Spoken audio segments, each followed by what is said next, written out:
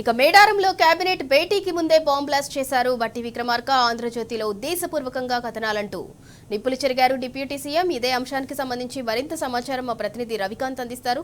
రవికాంత్, బట్టి రియాక్షన్ తో మేడారం కేబినెట్ అయితే హాట్ గా నడిచే అవకాశం కనిపిస్తుంది. దానికి సంబంధించి పూర్తి డీటెయిల్స్ ఏంటి?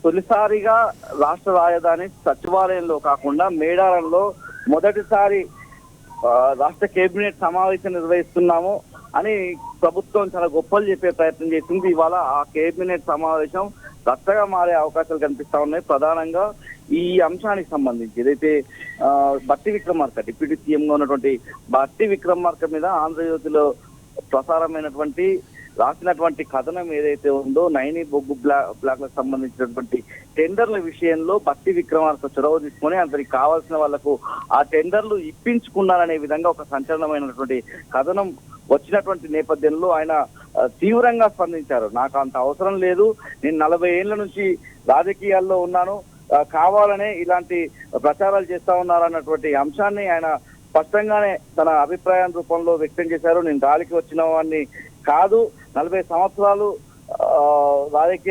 సంవత్సరాలుగా రాజకీయాల్లో ఉన్నాను, ప్రజలకు సంబంధించినటువంటి సేవ చేయడం కోసం నేను రాజకీయాల్లోకి వచ్చినటువంటి వ్యక్తిని అన్నటువంటి విషయాన్ని ఆయన చెప్పారు. ఇలాంటి నికృష్టపు దిగజారిపోయిన రాజకీయాల కోసం ఇలాంటి కథనాలు స్ప్రెడ్ చేసే వీక్ క్యారెక్టర్ తనది కాదని చెప్పి బట్టి విక్రమార్క స్పష్టంగా చెప్పేటువంటి ప్రయత్నం చేశాడు.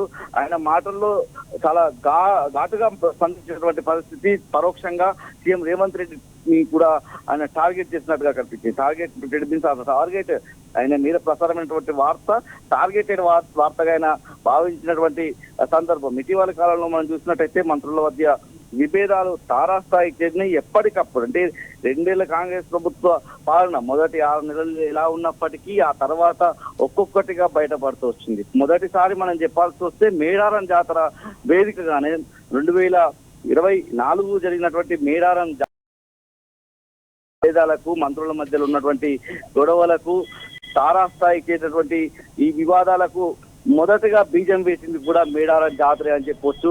సీతక్క అదేవిధంగా కొండా సురేఖ మధ్య మేడారం జాతర వేదికగా ఒక తారాస్థాయికి చేసినటువంటి వివాదం ఏదైతే ఉందో అప్పటి నుంచి మంత్రుల మధ్య పొసగనటువంటి సందర్భమే మనకు కనిపించింది.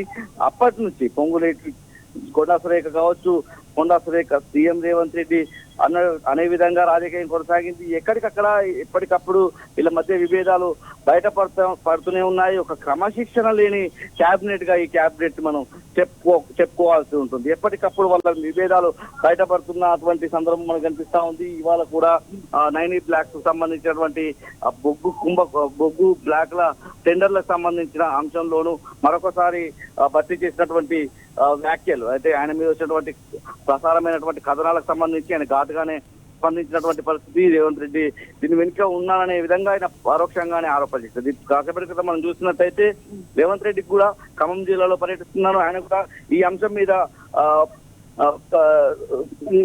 మాట్లాడక తప్పనటువంటి పరిస్థితి మనకు కనిపించింది. అంటే కాసేపట్లోనే కేబినెట్ సమావేశం ఉన్నటువంటి పరిస్థితుల్లో ఖమ్మం జిల్లాలో ఉన్నటువంటి సీఎం రేవంత్ రెడ్డి మేడారం లో జరిగేటువంటి కేబినెట్ సమావేశానికి రావాల్సి ఉంది. ఖమ్మంలోనే ఆయన క్లారిటీ ఇచ్చినటువంటి సందర్భం కూడా మనకు కనిపిస్తా ఉంది. మా మంత్రులు ఎమ్మెల్యేలు ఎమ్మెల్సీలు చేస్తున్న స్కామ్లు అవినీతి మీద ఏదన్నా రాయాలంటే ముందు నన్ను వివరణ అడగండి అని చెప్పినటువంటి పరిస్థితి. అంటే స్కాములు జరుగుతున్నాయి, రాష్ట్రంలో అవినీతి జరుగుతుంది. ఆ అవినీతి కుంభకోణానికి సంబంధించి ఆ కమిషన్లు పంచుకోవడంలో భాగంగా వీళ్ళ మధ్య విభేదాలు కొనసాగుతున్నాయని చెప్పకనే సీఎం రేవంత్ రెడ్డి చెప్పారని మనం అర్థం చేసుకోవాల్సి ఉంటుంది. ఇవాళ అనేక అంశాలకు సంబంధించి ఏజెంట్లో 20 అంశాలకు సంబంధించి ఇవాళ ఆ కేబినెట్ సమావేశం టేబుల్ ముందుకు వచ్చే అవకాశం ఉంది.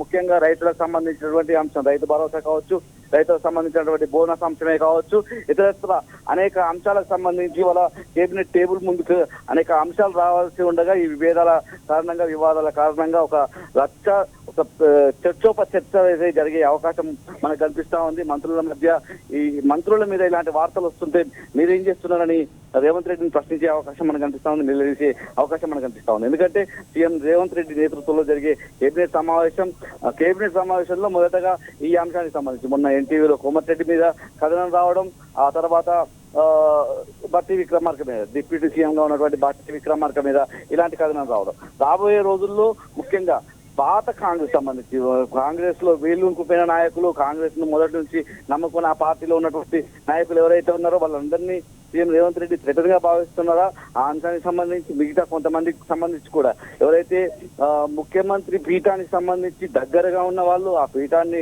అధిరోహించే అవకాశం ఉన్న వాళ్ళు, ఢిల్లీ అధిష్టానానికి దగ్గర ఉండి ఎప్పటికైనా సీఎం పదవి వస్తుందన్నటువంటి అంచనా ఉన్న వాళ్ళు ఎవరైతే ఉన్నారో వాళ్ళందరినీ కూడా రేవంత్ రెడ్డి టార్గెట్ చేస్తున్నారా అన్నటువంటి ఒక ప్రశ్న కూడా ఇక్కడ ఇలాంటి కథనాల ద్వారా ఉత్పన్నమవుతున్నటువంటి పరిస్థితి, రాష్ట్ర వ్యాప్తంగా ఒక చర్చకైతే దారితీస్తున్నటువంటి పరిస్థితి. ఇలాంటి కథనాలు రావడం వెనుక ఖచ్చితంగా ఒక కుట్రకోణం దాగి ఉందన్నటువంటి అంచనా రాజకీయ విశ్లేషకులు కూడా వేస్తున్నటువంటి పరిస్థితి.